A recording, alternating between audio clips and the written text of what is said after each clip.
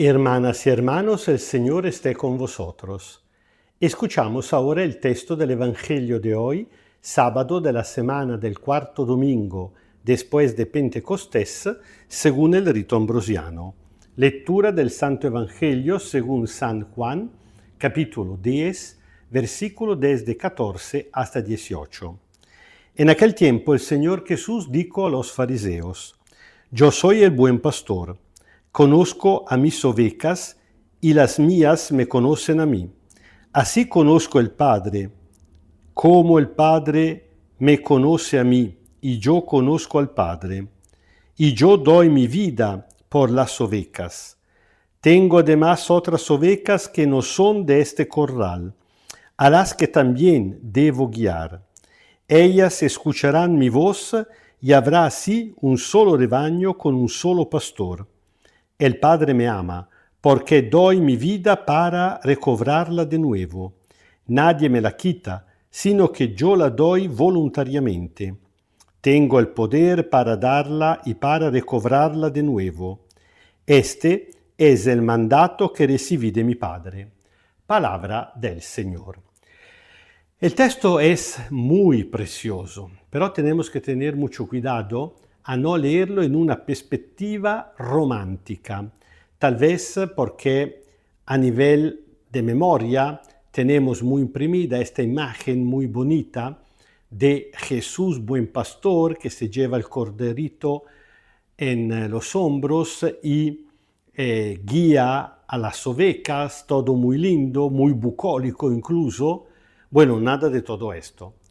El evangelista Juan nos informa que Jesús está hablando con los fariseos y está mencionando un texto de juicio tomado por el profeta Ezequiel. Así que el clima es muy tenso, es dramático.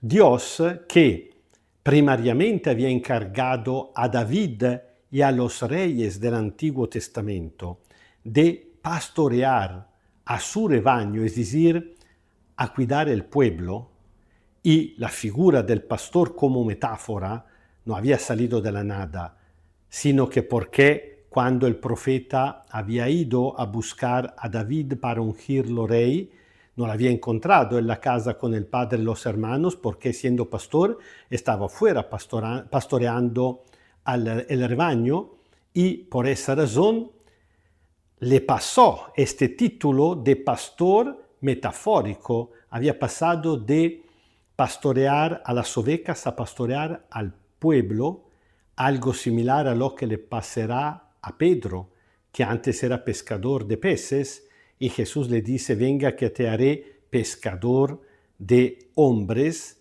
El trabajo anterior que se convierte en metáfora de la misión que Dios le encarga.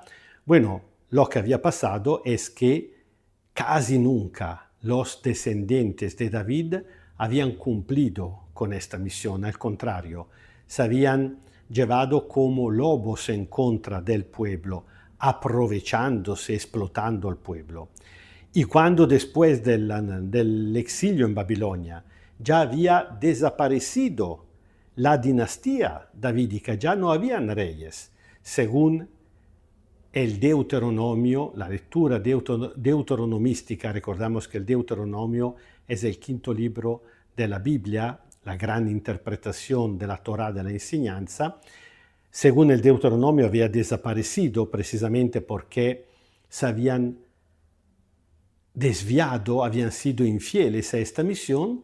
Entonces el título de pastores le pasará a los sacerdotes de Jerusalén. Pero no cambió la historia. Ellos también fueron infieles, ellos también se aprovecharon del pueblo, hasta el punto que Dios, decepcionado y enojado, dice que un día yo mismo vendré a pastorear a mi pueblo. Ahora, cuando Jesús se presenta como el buen pastor, lo entienden perfectamente, se está autopresentando como el enviado por parte de Dios, por medio del cual en su persona Dios mismo ha cumplido con la antigua promesa de venir para pastorear a su pueblo. Esa es una autopresentación que evidentemente no puede gustarle a los fariseos, incluso porque Jesús aumenta la dose crítica, dice que mi ovecas conocen a mi voz, significa me reconocen como el enviado y yo conozco a ella. Pero cuando Jesús dice que mis ovecas conocen a mi voz, que significa me reconocen como el Mesías, como el enviado por parte de Dios, como los fariseos al contrario no lo reconocían, es como si Jesús le estuviera diciendo, ustedes ya se han quitado afuera, ya no son parte del rebaño de Dios. Una acusación muy dura, muy fuerte. Y Jesús añade que Él ha venido para ser totalmente diferente como el pastor, el buen pastor, no para explotar a las ovejas, sino para darse a las ovejas, hasta el punto que está dispuesto a entregar su vida para las ovejas. Pero cuidado, no como un débil, no como uno que entregará la vida porque no tiene otro remedio fracasando y no teniendo éxito. Jesús dice todo lo contrario. Yo la entrego por amor porque tengo el poder de entregarla y si acaso alguien no lo entiende, lo entenderá porque tengo también el poder de recobrarla, algo que solamente Dios evidentemente podría haberle entregado. A Jesús nadie le quita, a pesar de su voluntad, la vida, como uno que ha fracasado en su intento revolucionario, en su misión. Jesús dice todo lo contrario. Cuando moriré será porque yo libremente, voluntariamente habré entregado mi vida y después volveré a recobrarla. Pero antes que decir esta palabra extrema, Jesús sí dice una palabra que sinceramente me emociona. Dice que no solamente tengo estas ovejas, sino también que tengo ovejas de otros corrales. Significa que he venido, pero no solamente por el pueblo judío y por la gente de religión judía, sino también por la gente de los otros pueblos y de las otras religiones. Y dice, yo también tendré que guiar a toda esta gente, a estas ovejas, y al final serán, hay que prestar mucha atención porque la palabra evidentemente no son al azar. Al final no dice que serán un solo corral, serán un solo rebaño atrás de un solo pastor. En definitiva, ¿en qué consiste nuestra identidad? No en pertenecer a un único corral, fuera un único pueblo, fuera una única religión, fuera lo que sea, sino en seguir de una manera o de la otra al único pastor que por caminos diferentes nos guía hasta el cielo. Bueno, estamos viviendo tiempos muy complicados, incluso dentro de la iglesia hay gente que en vez que fomentar la unidad, el diálogo ecuménico, el diálogo entre las religiones, se cierran siempre más y quisieran fomentar un enfrentamiento de civilización, de religión, incluso algunos que hablan mal del Papa, de los obispos, porque están cultivando el diálogo ecuménico, el diálogo con otras religiones, y dicen, esta gente no son fieles a su misión. Bueno, yo me permito de decir exactamente lo contrario. No solamente están cumpliendo con esta palabra del Señor Jesús, sino que normalmente, por parte de aquellos que vienen esta crítica, esta gente revela solamente su ignorancia.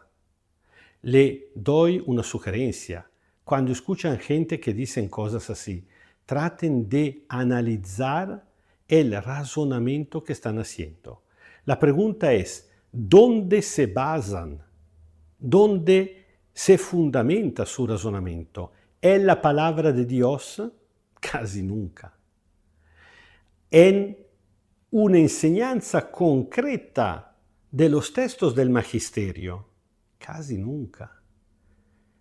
Hay gente que dice la verdadera doctrina católica. ¿Y cuál sería la verdadera doctrina católica? ¿La que tienes en tu cabeza?